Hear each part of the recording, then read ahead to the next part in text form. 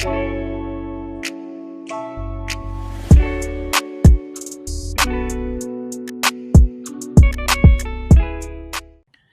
is it going, Bears fans? Welcome back to another episode of the Bear Down podcast, where we talk everything Bears every day of the week. Today, we are back with our Week 4 installment of Meet the Opponents. We are going to be taking a look at the Bears' Week 4 opponents, the Midwestern foe in the Indianapolis Colts. Welcome back to the show, guys. I am your host, Chris Malpe. I am joined today by both of my co-hosts, Parth and Jaylen McClinton. How's it going, fellas? Doing pretty good. Just watching some postseason baseball. There's 4 games going on right now, so it's super fun. Especially my White Sox just started playing, so yeah. NBA Finals start tonight too. Jaylen, how's it going, man? It's going good. So yesterday I said I wasn't gonna watch playoff baseball. Baseball, and you were watching the playoff baseball. But I was watching the White Sox. I saw MVP hit a home run, so I guess that was cool. I'm probably gonna watch Game 2 today, and then the finals this day. Go Jimmy. And that's about it. Can't wait to talk some Bears football. Yeah, definitely rooting for Jimmy Butler, but let's hop right into it. We do not have a guest today. Normally, the plan would be for us to have a guest for each Meet the Opponents, and we probably should have one, but things got a little bit too pressed back, so we're going to be talking about the Colts ourselves. So let's just hop right into it, taking a look at the Indianapolis Colts. They come into this game at 2-1, coming off of 2 wins versus the New York Jets, 37-6. And the Minnesota Vikings 28-11 in a game where Kirk Cousins had a 0 passer rating. This Colts defense is currently ranked number 1 in the league overall as a unit, as well as in points allowed per game. They've allowed 15 points per game, also on offense, scoring 28 points a game, whereas the Bears allowing 20.7 points per game and averaging 24.7 on offense. Taking a look at their total yards per game average, the Colts average just under 400 yards per game with 270.3 average on the ground. Also 119.3 averaged on rushing. And then you take a look at their yards allowed. They allow a lot less than the Bears. The Bears have actually allowed an average of 377 yards per game, but the Colts have been down at 244, allowing only 93.3 rushing yards per game and 151.3 passing yards. Taking a look at some of the players who have succeeded on the Colts thus far, Philip Rivers has had quite the start to the season, 72 for 92, 794 yards, 3 touchdowns, and 3 interceptions. 2 of those interceptions coming at crucial times during their loss in Week 1 to the Jacksonville Jaguars. We saw Marlon Mack go down with an Achilles injury. Jonathan Taylor has stepped in and performed quite well with 48 carries for 182 yards and 2 touchdowns. And then at receiving, they've really had a tight end show at big time. Mo Alley-Cox with 10 receptions for 181 yards and a touchdown. Parth, I want to pass it to you. What do you think about these Colts? They've got a pretty stiff defense as well as an offense that has been able to perform. So what do you think about them? They're a good team. They're 2-1, but I think Week 1, that loss, Gardner Minshew just played really well. Besides that, Philip Rivers also choked that game for them, or else they were very close to a 3-0 team. Their defense is there. I think it's the best in the league right now. It's got the pass rush going. It's got this great secondary. Xavier Rhodes had 2 interceptions last week, and on the run game, Jonathan Taylor's been a beast so far. He stepped in for the injured running back there and Marlon Mack, and he's been productive so far. And then their wide receivers haven't gotten it going. I think T.Y. Hilton's had a slow start to the season, but I think if him and Philip Rivers can build that connection going, I think they could be scary, especially coming into this week. Yeah, Michael Pittman will also be out this game for the Colts' wide receivers.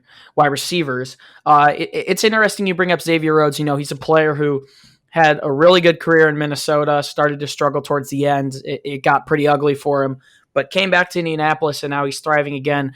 Last week, obviously, albeit be against the Jets, he did win AFC Defensive Player of the Week with 2 interceptions, returned for 44 yards, also 2 passes defended, and a touchdown. So quite the start for him to this 2020 season, and he's going to be matched up with a guy like Allen Robinson this weekend, and it's going to be very important that the Bears try and contain him because Xavier Rhodes has gotten off to a good start this season. So, Jaylen, I want to pass it to you. What do you think about these Colts?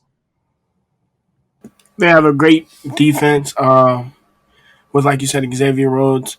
They have I can't remember this. Kenny Moore, he's a great slot corner. They have their linebacker out of South Carolina State. I can't remember. Darius Leonard. He won the rookie. Yeah, drafted the same year as one. Yeah, he won Rookie of the Year 2 years ago.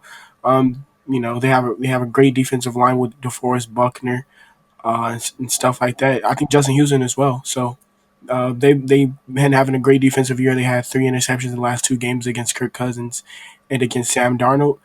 This is probably the best defense we faced this season, and then our offensive line is nothing to look past. They have a great run game. They lost Marlon Mack, but they still using Jonathan Taylor out of Wisconsin. He's having a good rookie year. Their offensive line is one of the best in the league. They're starting to use their tight ends more. Mo Ali Cox is having a great start to the season. They still have Jack Doyle. Whenever Trey Burton comes back, he can still Which be a could be weapon when this week. healthy. I'm hearing that it may be time for a Trey Burton revenge game this week. Yeah, they still have him when he's healthy. He could be, a weapon. The wide receivers, they still have T.Y. Hilton, but other than that, they don't really have anybody behind him other than probably like Zach Pascal. But Paris Campbell is out. Michael Pittman's going to be out this game, so I could see, the Colts being a very run heavy offense, and they still have Phillip Rivers, who's a NFL, who's a Hall of Fame quarterback in my opinion. So definitely not a team to look past. Definitely very talented, and it's going to be a good game. Yeah, the Colts' wide receivers are pretty banged up. Paris Campbell is out indefinitely. Michael Pittman, they realized he had an injury that could have been career-threatening just this week, so it should be interesting there. Zach Pascal's probably going to line up as wide receiver 2 behind T.Y. Hilton. It's interesting that tight end group, Jack Doyle, Mo Alley Cox, Trey Burton might make a return. Jaylen, you mentioned this offensive line is very good with guys like Quentin Nelson, Anthony Costanzo, Ryan Kelly, Braden Smith, who's been off and performing well thus far. And this defense is something you really can't overlook. Justin Houston, you mentioned him, a grizzled veteran who had success in Kansas City. DeForest Buckner, they traded, I believe, the 13th overall pick for him. Grover Stewart, Denico Autry. So this Colts defense is looking very good. Parth, I want to pass it back to you now. Obviously, it makes these episodes a little bit tougher when we don't have a guest, but you see what the Colts bring to the table. Their wide receivers look just a little bit banged up, but what do you think Indianapolis has to do if they want to win this game? Attack the secondary. We've seen Kyle Fuller and Jaylen Johnson have a fast start to the season, but if they can start attacking our secondary, finding the holes, I think they can easily pick apart our defense. Our defense has looked pretty shaky at times. We've seen Daniel Jones get a big drive against us at points of the season, and Matthew Stafford had some success in the first half versus us. So if they can attack the secondary, last year we saw Phillip Rivers come into Chicago and beat us with the Chargers, and now he's on the Colts. So if they can attack the secondary, find the holes with guys like T.Y. Hilton, I think they could win this game, and also pound the ball. The Bears defense hasn't been the best at stopping the run this year.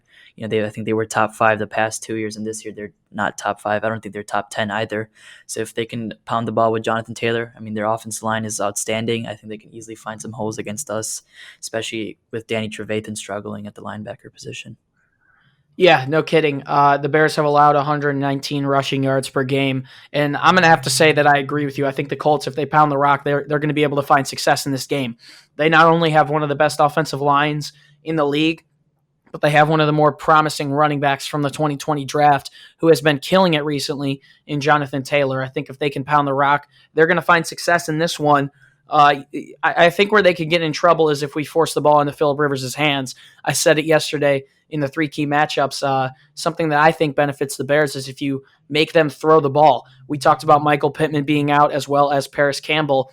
He's only got a couple targets to throw to. We've seen the Bears struggle against tight ends, which worries me a little bit with possibly Trey Burton being back, Mo Alley Cox being off to a hot start this season, Jack Doyle always someone who's dangerous as well and has had some success throughout his career. But I think if you get the ball in Phillip Rivers' hands, that's a disadvantage to the Colts. We've seen them be able to pound the rock constantly throughout this year with Jonathan Taylor, Nyheim Hines, and they've had success with it. I was there this weekend. I saw it against the Jets. They do a very good job at running out the clock and trying to avoid the pass as much as they can. But if the Bears can slow the run, I like their odds. But for the Colts to win this one, definitely I would say pound the rock because we've seen Bilal Nichols struggle.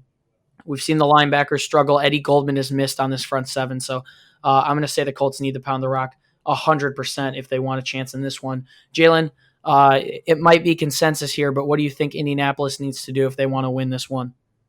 They definitely need to run the ball. If we don't, I highly doubt we sign, a Snacks or somebody to come in and make an instant upgrade for our run defense. That's what teams are going to be doing the whole season. They're going to run the ball down our throat, and if we can't stop it, then they're running the ball is probably one of the best things that, especially if you're good at. If you're running the ball consistently and effectively, that wastes clock. That helps them with time of possession and stuff like that. So if they want to win this game, they have to run the ball successfully and consistently. Because putting the ball in Philip Rivers' hands, like I said before, he's a Hall of Fame quarterback, but he's not the same Philip Rivers. He's a gunslinger, and if we get an opportunity to get an interception, he's going to give it to us. So they need to run the ball if they want to win this game. 100%. Now let's talk a little bit before we close this one out about how the Bears can win this game. It's pretty obvious for me. First off, I think Nick Foles is the best quarterback that the Indianapolis Colts' defense will face yet. Gardner Minshew obviously did have a good game against them where he only had one incomplete pass for 173 yards and 3 touchdowns.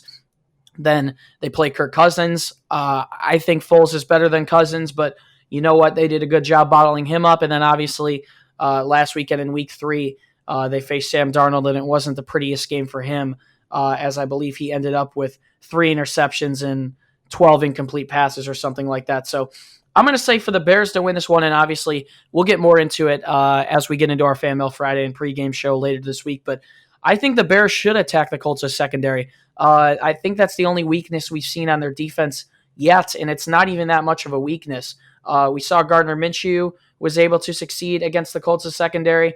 I think, bringing Nick Foles in opens up a ton more for this Bears' offense. Just take a look at what he's been able to do throughout his career in comparison to Mitchell Trubisky. We're going to be able to take more deep shots.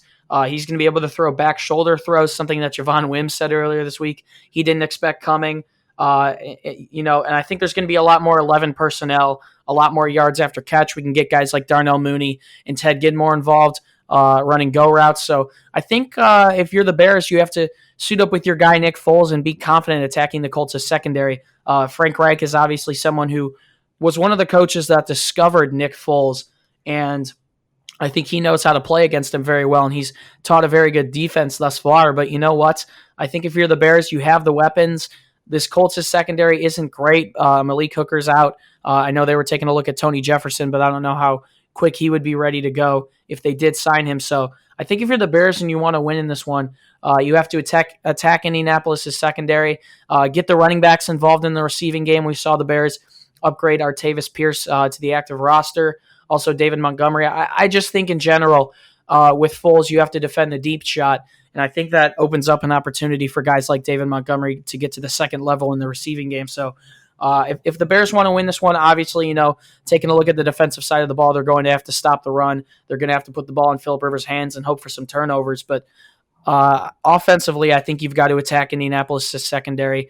It can be a tough thing to do. They've got a good defensive line. We mentioned it earlier. Guys like DeForest Buckner are going to be coming at Nick Foles, someone who isn't as mobile as Trubisky, but I think Foles is the right quarterback to play in this game, and I think he's going to fearlessly attack the secondary of the Indianapolis Colts. So, Parth, I'm going to pass it to you. What do you think the Bears need to do if they want to give themselves a shot to move to 4-0? I think we just got to keep pounding the rock. That's got to be the emphasis this week. I feel like, with that's going to be tough. I mean, sorry for interrupting you, but I think the Colts have been a little bit better against the run. We saw Frank Gore only rush for 57 yards last week. And I think also like 57 years old. Yeah, well, he's the same age as my fucking dad. Anyways, they've only allowed 93.3 rushing yards per game, but continue. Yeah, so I mean, I'd like to see the Bears try to pound the rock. I think Minnesota pounded the rock with Dalvin Cook. He only had 14 carries for 63 yards and a touchdown. And I'm not saying David Montgomery is Dalvin Cook level talented just yet. There's no excuse for David Montgomery not to be getting 20 carries a game. Exactly. And I feel like, especially with Tariq Cohen out for the rest of the season, I think Montgomery needs to be getting 20 carries, especially if we want to keep moving the ball. The last 3 weeks, we saw the Bears offense running the ball on first down. Even on second and longs, we'd be running the ball, which was very effective. If we keep pounding the ball and let Nick Foles, take his time to get ready, because he did come in last week and showed us what he can do. Usually starting a game could be a whole new level of adrenaline and all that stuff. So especially playing his old head, or one of his old associates that he was close with. Exactly, his old offensive coordinator, I'm pretty sure. So yeah, if we can start pounding the rock, get Montgomery going, and open up this offense for some deep balls with Ted Ginn, Darnell Mooney, I think Nick Foles had a really good connection with Ted Ginn during training camp, while Trubisky was with Mooney most of the time. We know that, I think. So Ted Ginn's going to get a lot more playing time from now on, I would say so. And yeah, we saw Allen Robinson play well with Nick Foles last week, and then get to the L with my boy Anthony Miller. So if they can keep that going, that connection could be amazing and special to watch for the next couple of weeks. Yeah, I think one of the biggest receptions, actually the biggest reception in my opinion of the game against the Atlanta Falcons was the 4th and 6, a 29-yard reception by Ted Ginn. It's been so long since I can remember a Bears quarterback consistently hitting a wide receiver in stride, and that was just such a great throw. It takes guts to throw that ball. Atlanta dropped 8 on that play, and Nick Foles showed he could do it. So you know what? Atlanta's secondary obviously isn't anything compared to this of the Indianapolis Colts, but they dropped 8 on that play, and he showed that he could shine through that and complete the pass. So I do believe that Nick Foles will be able to take advantage of the secondary, but definitely Parth getting the run game going could be big in this one. Jaylen, I want to switch up the question a little bit for you. Parth and I both talked about offense, but the Bears, obviously, this is two sides of the ball. What do they need to do defensively if they want to give themselves a chance to win this one? You mean the Colts or the Bears? The Bears. Oh, like I said before, stop the run game. Put the ball in Phil Rivers' hands and, try to create turnovers.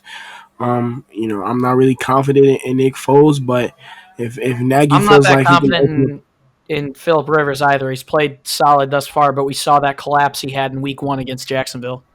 Like I said, this is what Nick Foles does. He come off the bench. I don't know if he can do it consistently. So if we can create turnovers and get Nick Foles a shorter field and put the ball in David Montgomery's hands and Patterson or Pierce or Nall, give them a shorter field and ability to put up points, this should be a good game for us. But we have to stop the run. I know we've been struggling the last couple weeks doing that, stopping Todd Gurley. We couldn't stop Adrian Peterson.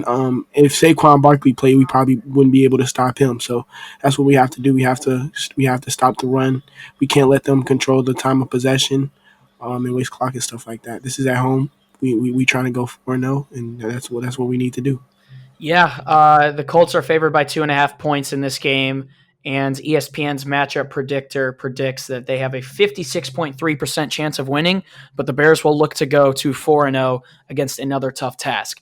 Thank you guys so much for tuning into our Week 4 edition of Meet the Opponents. If you want more content from us, you can find our website, beardown.com. We post a ton of extra content on there for you guys, so if you've got some time, it's definitely worth checking out. If you would like to find us on social media, you can follow us on both Instagram and Twitter at beardown. We post a couple giveaways there. We probably do about a giveaway every month or every other month, and also post a ton of sneak peeks and stuff like that on there as well. So that's worth a follow. And finally, you can find the links to all of our social media pages down in the description. Parth, Jaylen McClinton, these weeks fly so fast. I mean, it's already Wednesday. We're getting closer to the game day. Football definitely makes the clock turn quicker. But any last words? It feels like it's winter out here in Indiana today. It's like 50 degrees. It's freezing cold. And it's Parth, we're going to be getting a ton of crap. We both go to college in Indiana. This is not going to be pretty for us if the Bears lose this one, man. Yeah, exactly. I need this win. And what's it called? The Sox we can go 4-12. Just beat the Colts. No, I'm just kidding. But seriously, beat the Colts, or else Parth and I are going to be getting it in our ears for God knows how long after that game.